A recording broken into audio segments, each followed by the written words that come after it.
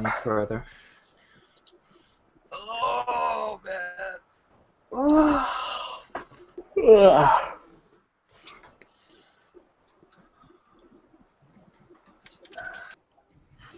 Yeah, be the dungeon master, Jared. Sure, yeah, do it. But you have to make cool sounds, Be our host. special effects. Your hostess and hostess. All these just enormous rips, ass rips from You Remi. need the radio DJ, the morning DJ voice. Oh, Always. quick And thing. welcome to KEXP! Perfect.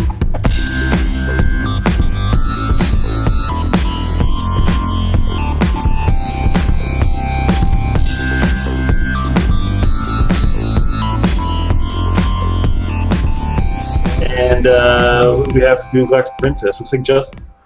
I'm doing Galactic Princess. So yes, Galactic Princess.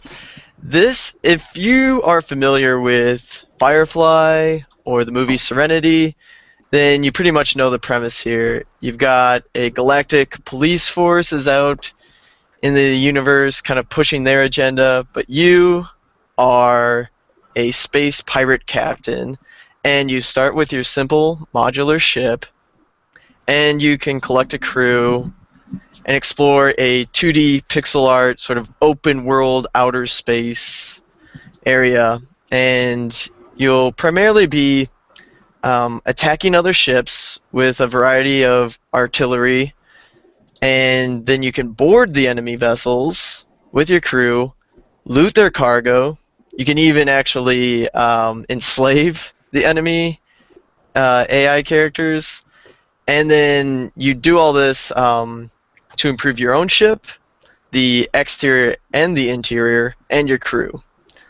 The dev describes the combat as the opposite of FTL, so it's all real time, and you can directly control your ship, like how it moves around and what attacks you're doing, but you cannot directly control the individual crew members on your ship.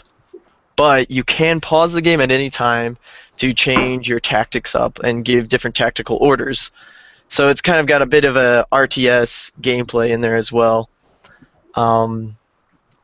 So why are you doing this? It is an open world sort of type of game, but there is a narrative story to it as well, which you can follow. So I'll just kind of quote from their page. In your search for glory and power, a myth caught your attention, according to which somewhere in the galaxy lies a power that would bring the planets back to life. It is your destiny to travel through space looking for information that will lead you to this power. The myth has a name, and it is known as the Legend of the Galactic Princess. So this game kind of has a bit of... it plays on a lot of like cliches in sci-fi. They mentioned that there's going to be humor sprinkled in, also drama. So yeah, there's going to be some fun parts to it, I think. So yeah, that's pretty much the basics of it. I did go mining through their greenlight page. They have been greenlit on Steam, and the developer put up like a FAQ discussion. And so some of the important things that I found from there would be you will only have one ship. You can of course upgrade it, add to it, build on top of it. But he says you won't control a fleet, but each ship will kind of feel like a fleet because you have this big crew on it as well. The pixel art style will kind of evolve as it goes on. He said like what's there right now is probably not going to be the final art of the game. So, like it looks really good already, so I'm guessing with even more time and funding that they'll be able to make it look even better. And then we're supposed to be able to expect a beta within 2014. I recommend looking on their page at the spaceship versus spaceship video. I think that kind of gives you a good idea of like what the gameplay will kind of go like.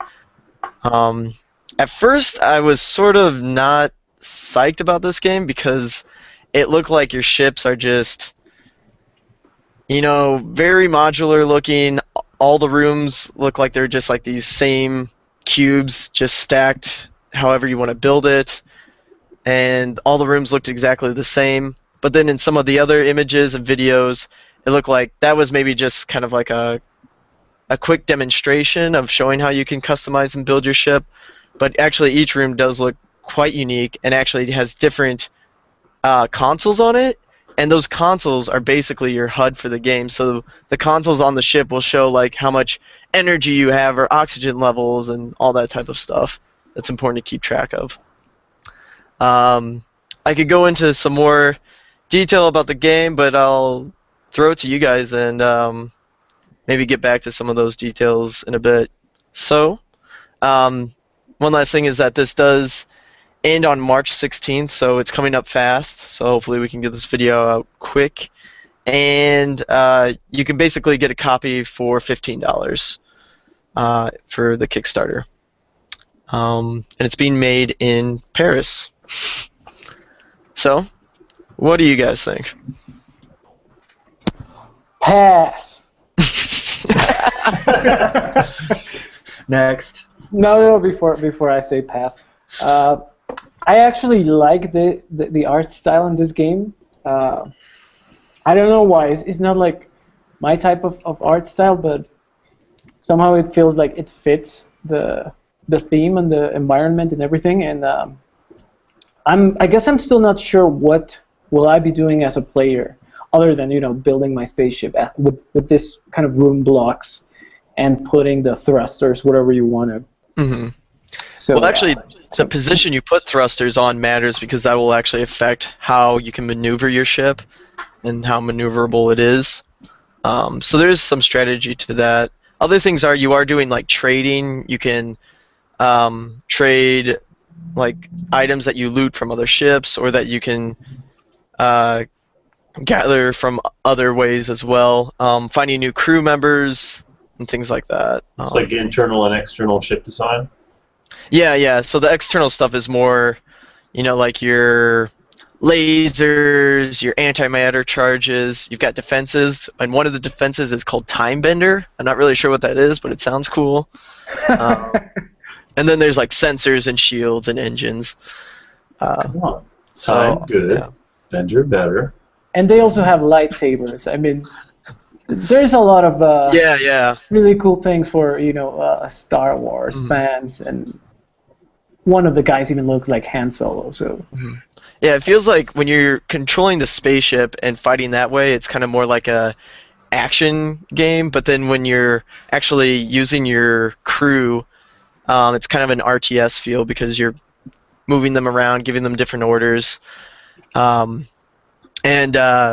There are melee characters and there are ranged characters, and there's like 10 different races that will be in the game. There's even pets, and yeah, a lot of different types of characters going on. It seems pretty deep. Like there's a lot of ways you can customize your crew and your ship. And I guess she's already made her goal. We're going to have Galactic Princess for a low fee of €10, looks like.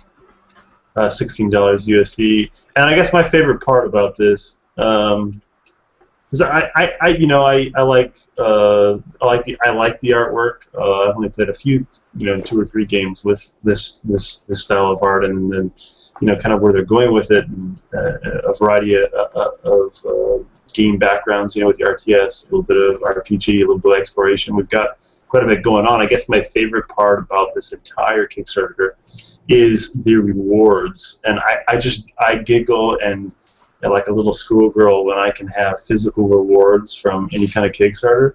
I know you guys rip on me about having, like, there's even like an artwork book. Oh yeah. The artwork books are always cool to have. Usually it's like you can get a digital one.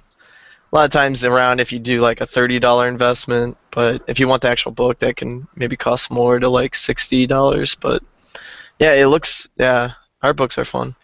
You can get a collector mug and a USB key. Yeah, they've got like printed on like all this stuff. I'm gonna start a collection of Kickstarter mouse pads.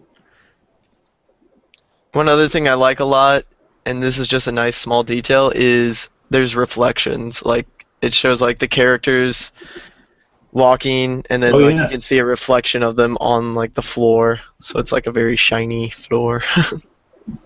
And there's Um, another one of like you said, a character with the reflections, a character like a machine, and he's interacting with the machine. The machine's glowing, and you see the reflection on him, Oh yeah. which is cool. Yeah, definitely a Super Brothers type of art style going on for the look of it, which is pretty cool. We'll see. Yeah, I don't know. Like when I heard that they said like the pixel, it's going to stay pixel art, I believe, but they said like they might make some changes due to like the proportions of characters and stuff. So kind of what you're seeing right now may not end up how it looks for the final project, which I guess like I'm worried a little bit because I think it looks pretty cool, but I guess it could look better. Yeah, well, there's some good attention to details you guys mentioned, the reflections and all that. I guess with this sort of game where it's a 2D pixel art game, that all that stuff is handcrafted. It's not like they have an engine that just does dynamic shadows and reflections. So it's pretty good sign to me anyway that they've got the visuals down. They're putting the attention there. I like how the game concept reminds me of FTL and an older game called Star Control, where the action-based combat definitely reminds me of Star Control, and then I guess the whole exploration aspect of it is very much FTL. Although I think I'm liking this more already. I've only put in maybe an hour into FTL. I'm not that great at it. I die pretty soon. It's one of those brutal roguelike experiences, and this is probably going to be the same. I don't know if you mentioned that. It's not a roguelike. It's not a roguelike? Okay. No, Okay, so this is an open world action adventure type of game where there is a plot line to it and you have to you get there.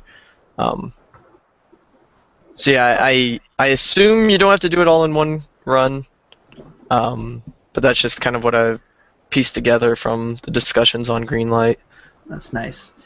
Yeah, I mean, I do like the whole random aspect of FTL where you go about the solar system and you have these random encounters where you just make these decisions from like a multiple choice list, and I kind of like that experience. But then everything else about it was the micromanagement of your crew, and so the brutal nature of the game itself was a little off-putting.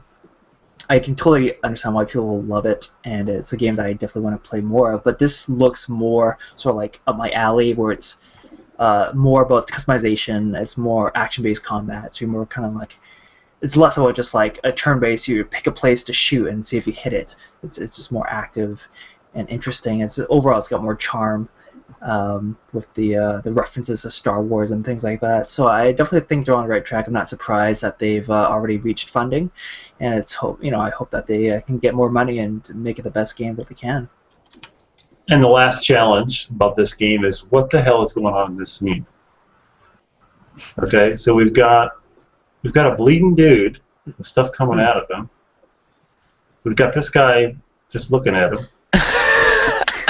And then we got this Finn-like character with arms up like Finn from the time. So I don't know what the hell. And then we got Overlord with his drink, and he's like, Yeah, he's got like a chalice there. Yeah. The guy with the tentacles, I think, is just surrendering. He's scared. Yeah, he's scared got a for his gun life. pointed to him. Yeah. This is what you have to look forward to in the game. This is what will happen if you fail. I think that's probably like sort of like the emperor of this galactic republic that's trying to take over, the whole galaxy. But yeah, I think that there is at the end of the trailer there is like a brief moment where you see like a princess character and it just says "find her." So I assume that there is some sort of princess out there that you are looking for, and maybe the galactic government is also searching for her as well.